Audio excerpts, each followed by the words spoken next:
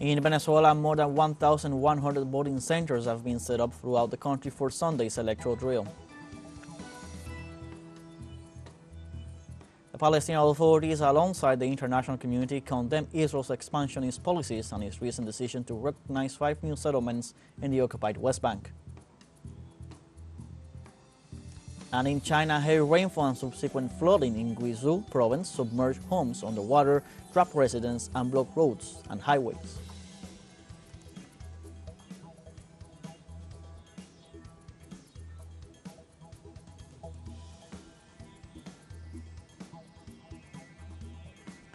Hello, welcome to From the South. I'm Luis Alberto Matos from the teleSUR studios in Havana, Cuba. We begin with the news.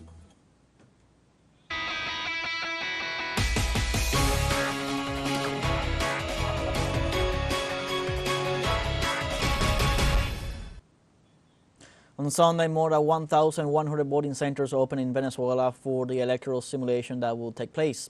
In this way, Elvis Amoroso, president of the National Electoral Council, detailed that more than 21 million voters will be able to go to the nearest center to familiarize themselves with the voting system. On the other hand, Amoroso denounced that some presidential candidates do not recognize Sunday's simulation, disregarding the Constitution and the electoral laws. In addition, Amoroso invited citizens and international observers to participate in this event, which is part of the electoral calendar.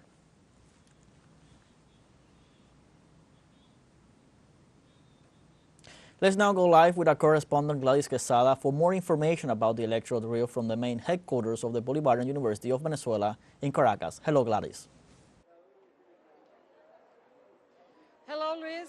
Thanks for the time and also for this moment to report to you from Caracas. Actually, as you were saying, we are here in the Bolivarian University, La Universidad Bolivariana, one of the many voting centers, over 3,000 voting centers that are opened today to allow this electoral drill. As you can see, the voters are coming in here to the opening hours because the voting centers are opening at 8 a.m., so there's just half past, only 32 minutes after the opening hours.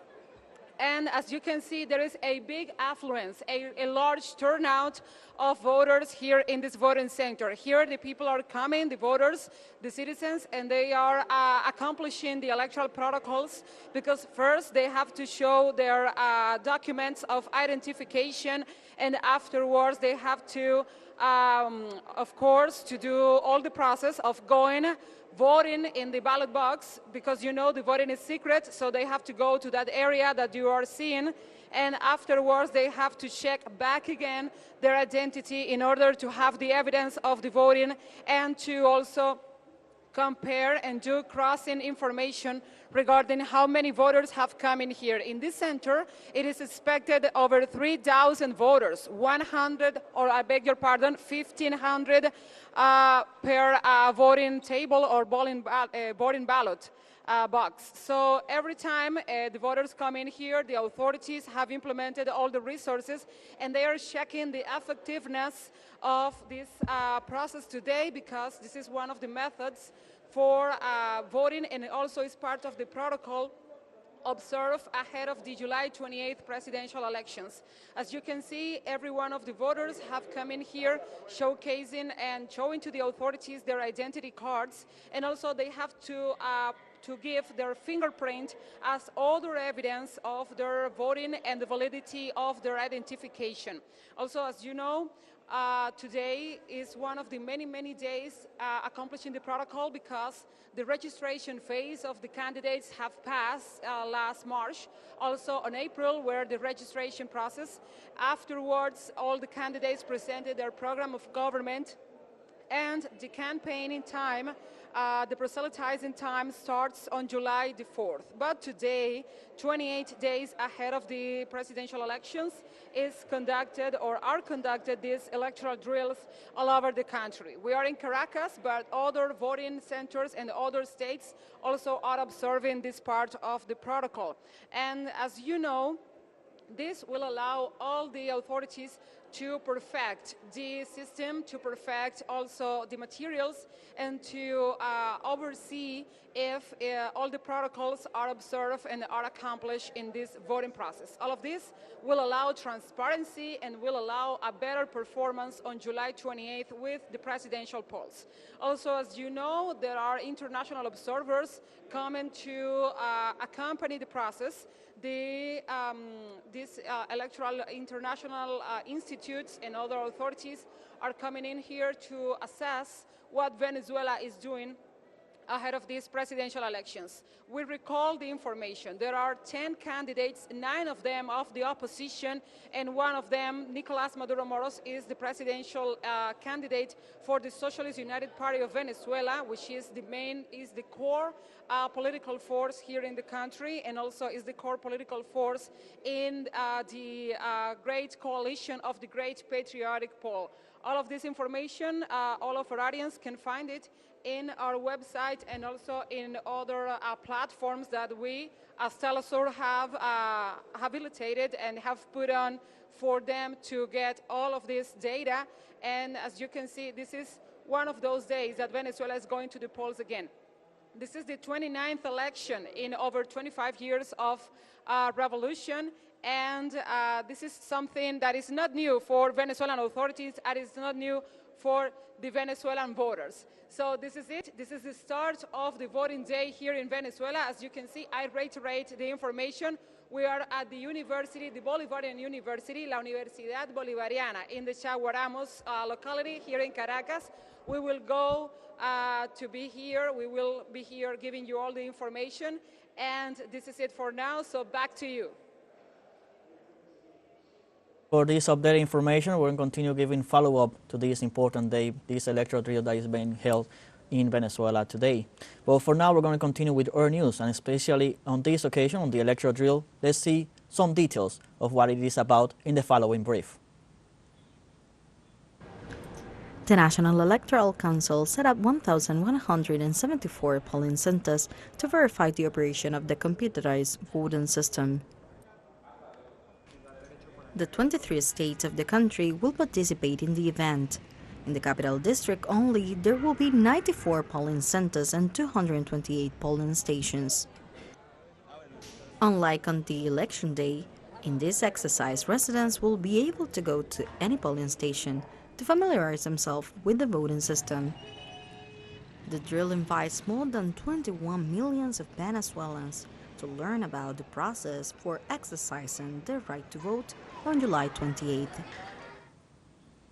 In our news, on Sunday, nearly 50 million French people are summoned to the polls for early legislative elections in the middle of a political crisis that may bring the power to the far right.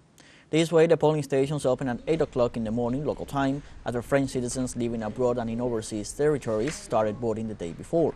Precisely, citizens are called to renew the 577 deputies of the National Assembly after President Emmanuel Macron ordered its dissolution and called elections. The electoral race is led by the far-right organization National Grouping, favorite in all polls, followed by the left-wing coalition New Popular Front, the relegated ruling party Renaissance, and its allies. Meanwhile, in the French territory of New Caledonia, voters cast their ballots amid tight security measures. The inhabitants of Nouméa, the capital of the country, go to the polls for the French general elections 5 weeks after the beginning of the independence protests that are shaking the French territory located in Oceania. For this ordered a prohibition of meetings during the weekend, while the curfew has been extended until July 8th. New Caledonia experienced intense riots after a constitutional reform bill that was going to enlarge the electoral body with residents who have settled in the last years and that was going to reduce even more the weight of the indigenous Kanak.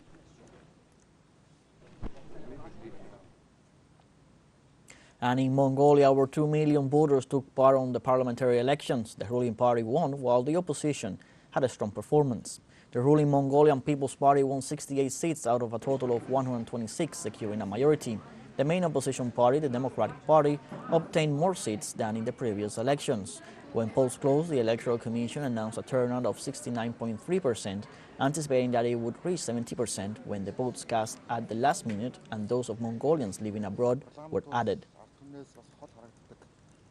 За эрхэм хүндэт өнөөдөр бид нар анх удаа 126 Therefore, for the first time in history, we have just elected 126 parliament members formed from various industries and different voices. Also, for the first time in history, 5 to 6 different political parties are going to be represented in parliament. This is a new page in the democratic debate. Let's take a short break, but remember you can join us on TikTok at teleSUR English, where you'll find news in different formats, news updates, and much more. Other stories coming up. Stay with us.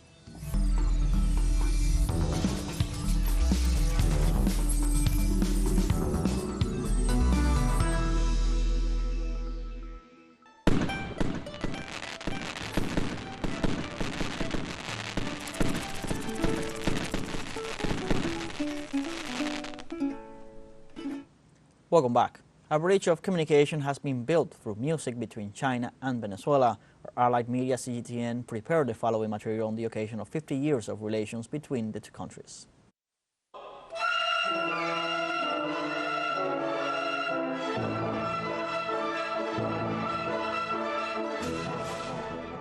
My name is Xu Liang, and I am a teacher and resident conductor of the Jinfan Symphony Orchestra of the Beijing 101 School, founded in 1988.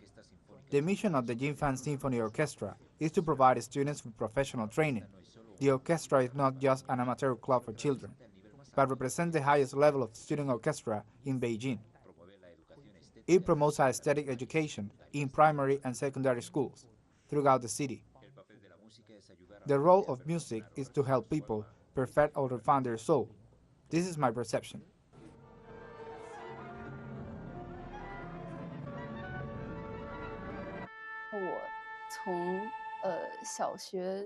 I have been involved in music since I was in 3rd grade, almost 9 years ago. When you practice a piece every day, the piece accompanies you. Little by little, you get closer to the personality of the composer, to his character, to the spirit and the ideas he transmits. It's as if you were communicating with the composer through time and space. That makes me very happy. According to Xu, the orchestra updates 3/5 of its repertoire every year. Besides practicing Western symphonic classics, as an all-Chinese orchestra, the students also perform Chinese classics.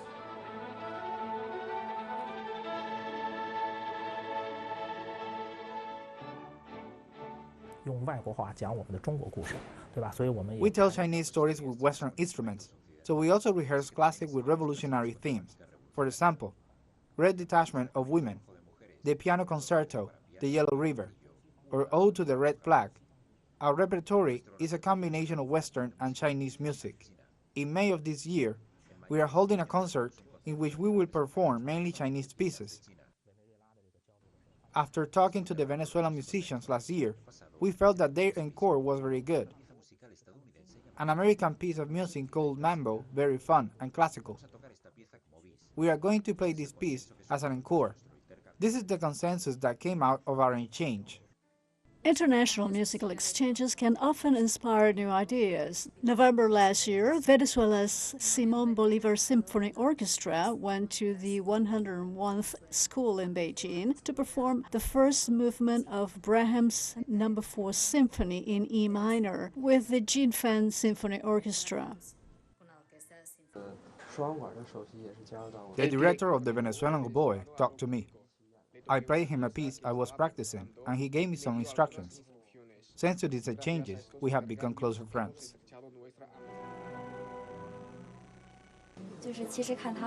The Venezuelan musicians are young, only a few years older than us. I feel that they love music from the bottom of their hearts, and I hope to work with them again, either on stage or in other ways, so that we will have emotional and spiritual resonance. I also wish to have the opportunity to go to Venezuela to perform Chinese music. The impression I got from Venezuela is that they are very enthusiastic.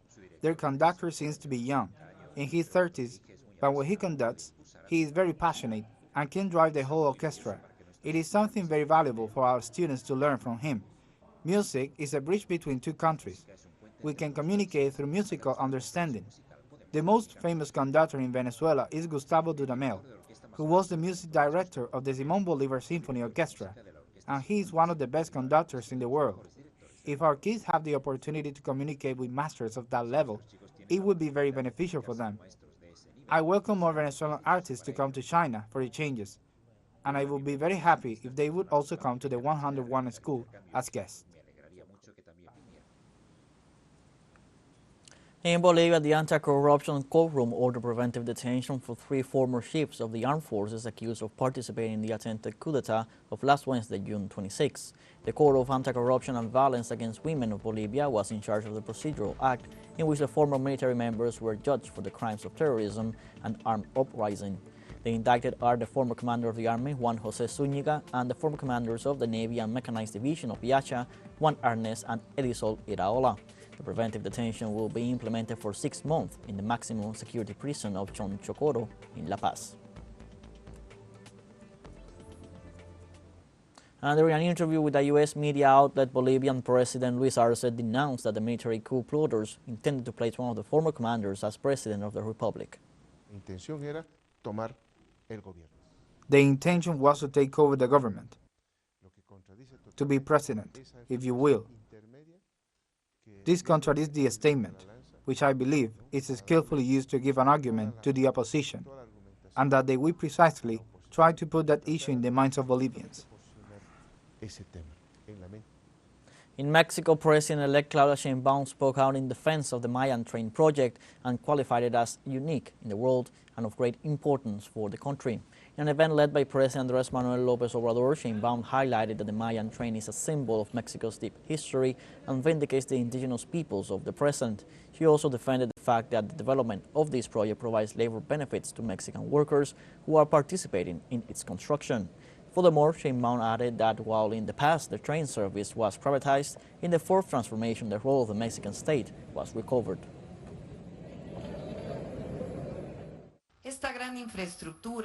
There is embedded meaning in the great infrastructure.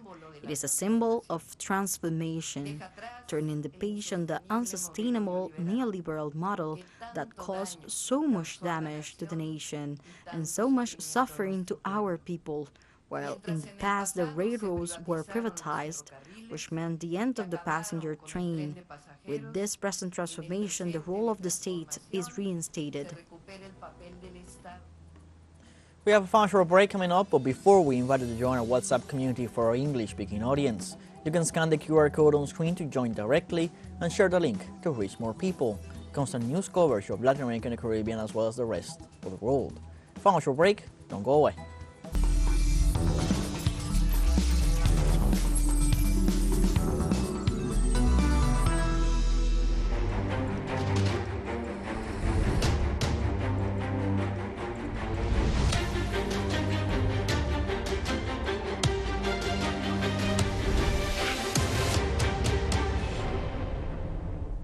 Welcome back. On Sunday, Palestinian authorities, governments in the region and regional blocs condemned Israel's expansionist policies and its recent decision to recognize 5 new settlements in the occupied West Bank. This way, they rejected the plan announced by Israeli Finance Minister Bezalel Smotrich to recognize new settlements and build thousands of homes in the so-called West Bank. In this regard, Egypt, Qatar, Bahrain, Jordan, and Saudi Arabia, in addition to the European Union, the Arab League, and the Gulf of Cooperation Council, condemned these expansionist actions in violation of international law. More than 250,000 Jewish settlers live in occupied East Jerusalem and another 500,000 in the rest of the occupied West Bank.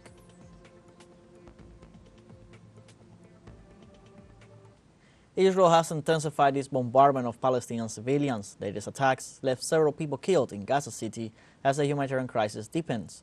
Palestinian news agency Wafa reported that at least 8 people were killed, including women and children, after Israeli aircraft attacked a family home in the Al-Sabra neighborhood. It's being reported that the attack started early Saturday morning and that artillery hit homes in the Shuhaya neighborhood. Meanwhile, the Al-Mawasi area, labeled as humanitarian zone by Israel, was again targeted by Israeli artillery, hitting makeshift shelters and agricultural greenhouses, leaving multiple casualties.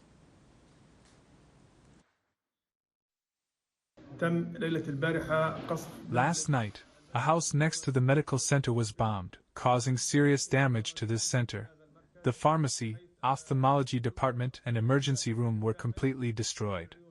Nothing is left but debris. We were at home when we got a phone call instructing us to evacuate the house in 5 minutes without taking any belongings and without any prior warning.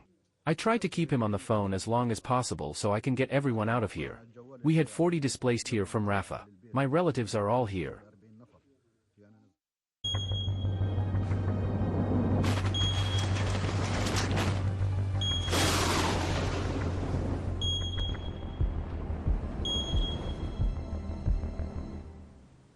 In China, heavy rainfall and subsequent flooding in Guizhou province submerged homes underwater, trapped residents, and blocked roads and highways. The government on Saturday afternoon raised the flood emergency response in the southwestern part of the country to level 2 after the water level of the Wuyan River rose 0.5 meters above the warning line. Rescue efforts and evacuation of residents as well as the search for possible missing people began in several counties. Local authorities sent workers and machinery to clear the roads that were blocked by mud, rocks, and trees.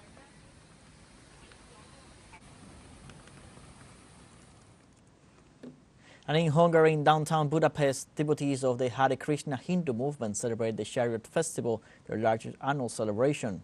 Despite the heat, people gather to sing and dance alongside a huge hand-drawn decorated cart. This celebration originated in the Indian city of Puri around Bengal Bay, dating back to thousands of years. Nowadays, the festival is held not only in India but all over the world, thanks to the International Society for Krishna's Consciousness, best known as the Hare Krishna movement.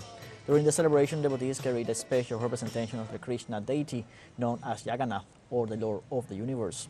Devotees taking part in the festivity believe they are clearing their karma from negativity brought on by past actions.